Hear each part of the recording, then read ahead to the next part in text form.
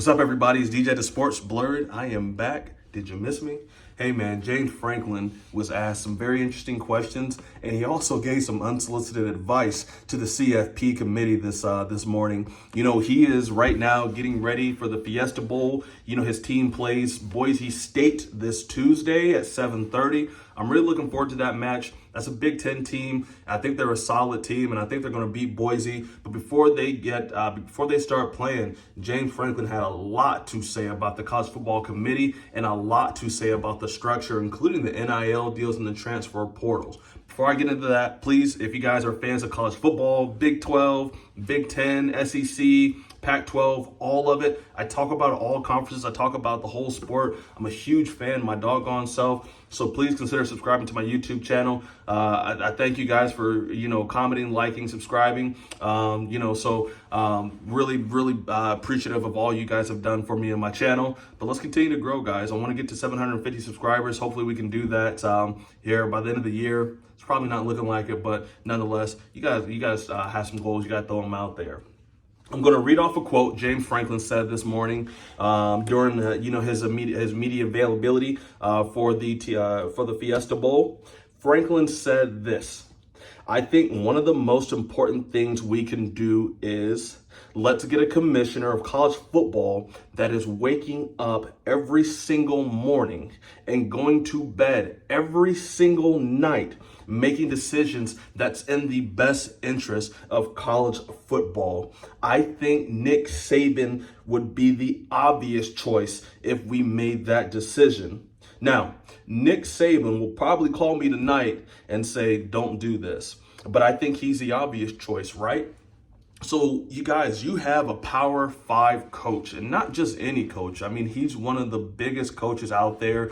You know, he's underperformed, sure, at times, but he's still a huge name. Penn State is a huge brand nonetheless. And he is saying, we think that the CFP is not as good as it can be. And I feel like, when I was reading this quote, he was also, you had to read between the lines a little bit, saying no one has liked the CFP results so far. You have Lane Kiffin, who's been on Twitter, or X, for the last couple of weeks, just pretty much criticizing and mocking it. And even to take it a step further, Lane Kiffin on X said he'd even vote for Nick Saban. So you have another big head coach at a Power 5 school in the SEC and Ole Miss saying he even thinks it's a good decision that Nick Saban would come and be the commissioner. And I think it makes sense, guys.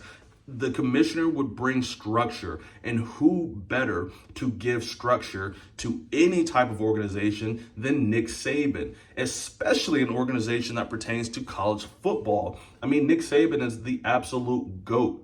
And I think he'd come in unbiased. Now, obviously, he did most of his work at Alabama. And so, one could say, would it be fair for Nick Saban, especially to have played the role he played at Alabama, to come in and be the commissioner? And I would say yes, because I don't think that Nick Saban would bring Alabama along if he didn't think Alabama was worthy of being in the college football playoffs. I do think Nick Saban is a fair individual. Nick Saban has coached at Ohio State, Michigan State, LSU, Alabama. I mean, he has ties all over the country. So I think he has a great pulse of college football. And no one knows college football more than Nick Saban, with the exception of me and you guys.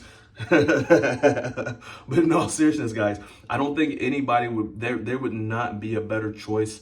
I would love to see Urban Meyer. There's a couple of head coaches that, I would love to see have a part of the CFP. Urban Meyer, I'm a big fan of his. I would like to see him, work with the CFP in some type of way. I know he's a super polarizing figure. You either love Urban or you hate him.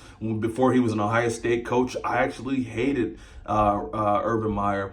I looked at all the things that went on in Florida, and I just thought he was just a terrible person. But then he came to Ohio State. And because I'm a Buckeye, guys, my opinion of him changed very quickly. Now, Franklin also added that hiring a commissioner would be the first step to move forward and come up with solutions for NIL deals and the transfer portal, guys. So the one thing that I really haven't liked recently about college football is NIL and transfer portal. Now, I do think it's a good idea to let these college football players make money off of their name, image, and likeness. And I do think it's a good opportunity for, the transfer portal for a college football player to, say, okay, it's not working here. Let me go ahead and get out of here, because coaches have been able to do that for years. They've been able to be at one program and then coach the next program and never have to sit out. Where in the NCAA, you used to have to sit out a year if you were going to transfer to another program. And I never thought that was fair, that you'd have to sit a year. You'd have to take a year of somebody's life, guys, of somebody's ability to go out there and perform, because they, were in a position that didn't work best for them.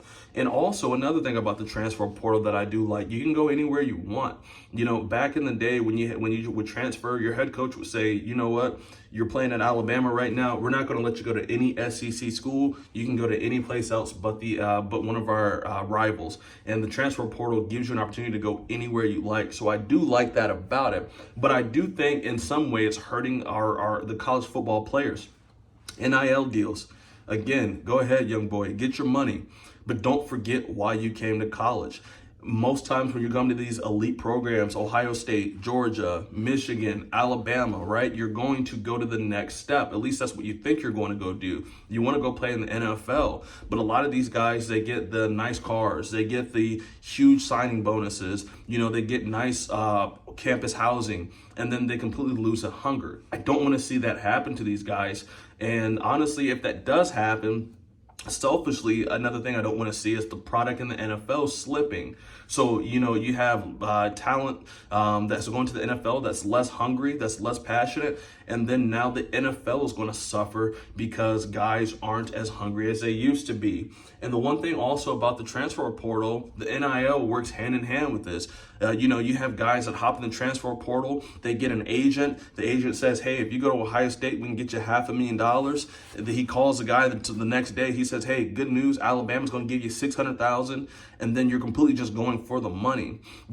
College at one point was my favorite sport, and it still is. But the NFL is really starting to come back into the light for me now, because, a lot of these kids, they grew up fans of Ohio State. They grew up fans of Texas. They grew up fans of Tennessee, and they wanted to go to those schools, not even because, the school offered them something. It's, the passion that they had. Man, you grew up a Buckeye. I cannot wait till I'm 18 to go sign with the Buckeyes and go play for Coach Day.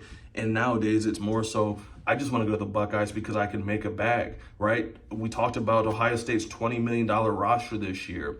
Think about the student athletes that wouldn't have gone to Ohio State if it hadn't have been for the money. It's so transactional nowadays, and I don't like that about college football. Maybe I'm naive. Maybe I'm, just I guess naive about it. But at some level, especially with college football, I would want you to want to go to the school because it's Florida, because it's Tennessee, because it's Texas, not just because Texas gave you a Lamborghini and $200,000 cash. I do think that the passion and the pageantry of college football is a sacred thing. But I'm a huge college football fan, and I don't want that to dissipate. I don't want this next generation to forget, some of the rivals that shaped college football into what it is today. Some of the games, some of the players, guys getting hurt and still playing through injury. I don't want that ever to happen. So for James Franklin to come out and say this, I don't think he wants that to happen as well. And I don't think that James Franklin and Lane Kiffin are by themselves on this. I think there's a lot of head coaches that are not saying this just because they don't want to risk a guy hearing that and turning their back on him. If you have a 5-star recruit, those guys are wanted by everybody, and sometimes they can be very fickle, right? And what I mean by that is,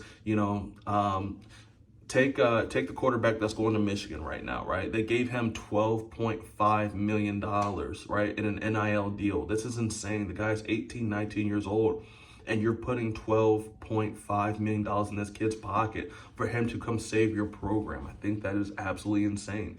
Now, before he went to Michigan, he was already committed to LSU.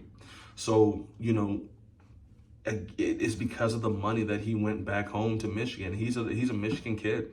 And I saw he put out a post, right? He put out a post, and it was this video from when he was a child. They were interviewing him. He couldn't have been any older than 10 years old. And they said, hey, what do you want to do when you grow old? He says, man, I want to go to Michigan, and I want to be the quarterback for Michigan, right? And so that was a really good video. It's a really good post. But let's not forget, he committed to LSU first because they gave him something, whether it be money, whether it be an opportunity.